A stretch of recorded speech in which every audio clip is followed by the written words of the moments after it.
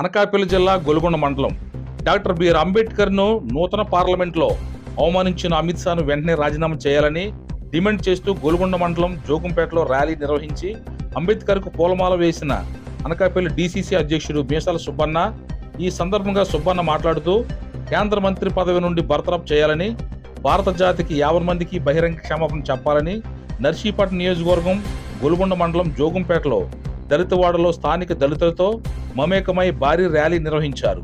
ఈ కార్యక్రమంలో అనకాపల్లి డీసీసీ అధ్యక్షుడు మీసాల సుబ్బన్న, నర్సీపట్నం డివిజన్ దళిత కులాల సంక్షేమ సంఘం అధ్యక్షులు చిట్ల చలపతిరావు, నర్సీపట్నం కాంగ్రెస్ అధ్యక్షులు నంగిన రమణ, కాంగ్రెస్ సీనియర్ నాయకులు ముత్యాల సాంబశివ, అధికార చిన్నబ్బాయి, కాంగ్రెస్ సీనియర్ నాయకులు గొలుగొండ మండల కాంగ్రెస్ పార్టీ అధ్యక్షులు చిట్ల గంగరాజు, బుంగా మాణిక్యం, జువ్వల వరహాల బాబు, చిట్ల నోకరాజు, సానా సంటి, బుంగ గంగరాజు, ఏన్కూరు పాపారావు, స్థానిక జై భీమ్ యూత్ పాల్గొన్నారు. రాజీనామా చేయాలి.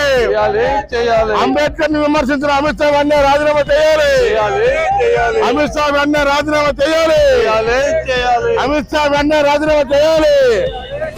అంబేద్కర్ ని విమర్శించిన అమిత్ షా వెంటనే రాజీనామా చేయాలి. అంబేద్కర్ అవమానిత అమిత్ షా వెంటనే క్షమాపణ చెప్పాలి. అంబేద్కర్ ని విమర్శించిన అమిత్ షా వెంటనే క్షమాపణ చెప్పాలి. జోహార్ బాబాసాహెబ్ అంబేద్కర్. అంబేద్కర్ ఆలోచన విధానమే. మన ప్రియతమ నేత బాబాసాహెబ్ అంబేద్కర్ గారు భారత రాజ్యాంగ నిర్మాత.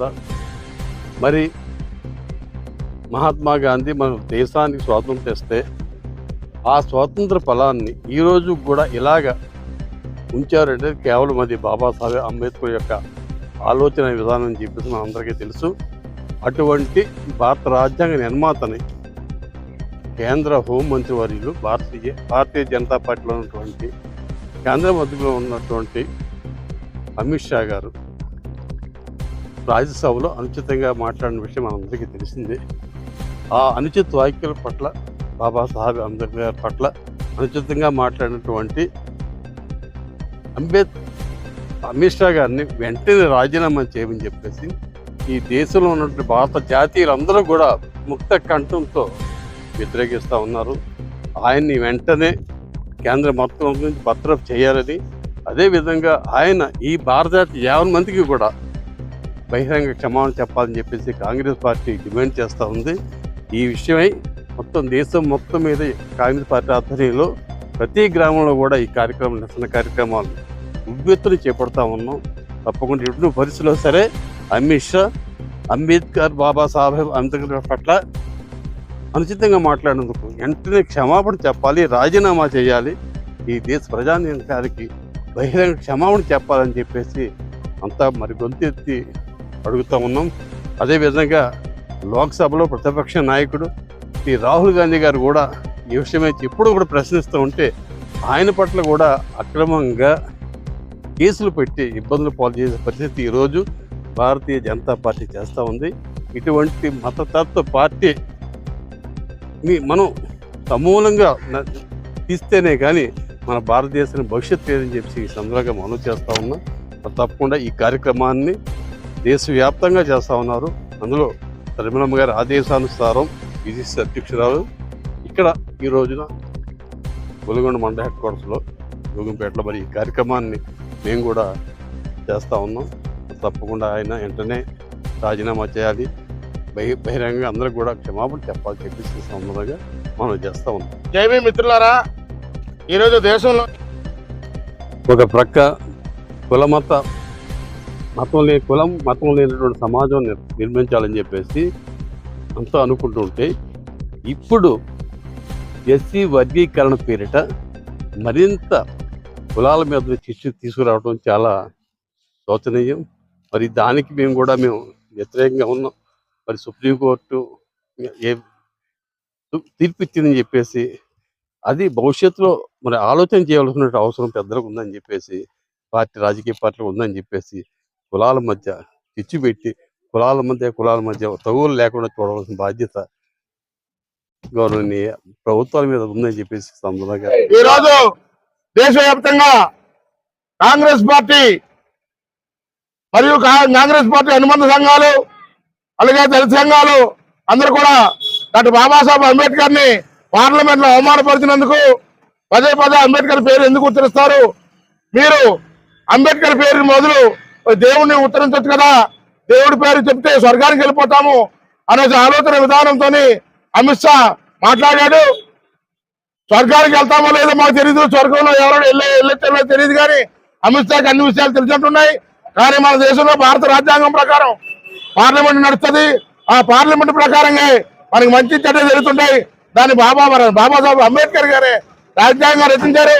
రాజ్యాంగాన్ని ప్రమాణం చేసి హోంమంత్రిగా బాబాసాహెబ్ అంబేద్కర్ గారిని కించపరిచే విధంగా మాట్లాడినందుకు వెంటనే అమిత్ షా రాజీనామా చేయాలని ఈ యొక్క కాంగ్రెస్ ప్రభుత్వం, కాంగ్రెస్ పార్టీ రాహుల్ గాంధీ గారి నాయకత్వంలోని దేశవ్యాప్తంగా అమిత్ షాను రాజీనామా చేయాలని ప్రకటన చేయడం జరిగింది. అందులో భాగంగానే ఈ గొలుగొండ మండలంలో మన డిసిసి అధ్యక్షులు దేశాల సుబ్బన్న గారు, అలాగే పెద్దలు నర్సీపట్నం వచ్చినటువంటి పెద్దలందరూ కూడా ఈరోజు ఈ గొలుగొండ వచ్చి బాబాసాహెబ్ అంబేద్కర్ గారి యొక్క ఒక ఉద్యమ నాయకులతో అందరితో కలిపి ఈరోజు ఈ కార్యక్రమం చేయడానికి వచ్చినందుకు వారికి ప్రత్యేక ధన్యవాదాలు తెలియజేస్తూ, అంబేద్కర్ పట్ల కాంగ్రెస్ పార్టీకి ఉన్నటువంటి అత్యంత విశ్వాసము, ఈ రోజు దళితులు బాగా ఎదిగారంటే ఆ రోజు శ్రీమతి ఇందిరాగాంధీ గారి దయ వల్లే దళితులు ఈ రోజు ఉద్యోగస్తులుగా సమాజంలో తిరుగుతున్నామంటే ఇందిరాగాంధీ గారి దయ వల్లనే, ఇందిరాగాంధీ చంద్రబాబునే. మరి అమిత్ షా లాంటి వారు ఉంటే మనకు మళ్ళీ పాత రోజులే మనకు వస్తాయి. కాబట్టి అటువంటి మనవాదులు ఉండకూడదు, వెంటనే రాజీనామా చేయాలనే ఆలోచనతో ఈ రోజు డిమాండ్ చేస్తా ఉన్నాం. అందరూ ఏకస్తులు అవ్వాలి, అందరూ ఏకస్తులు అవ్వాలి అన్నారు.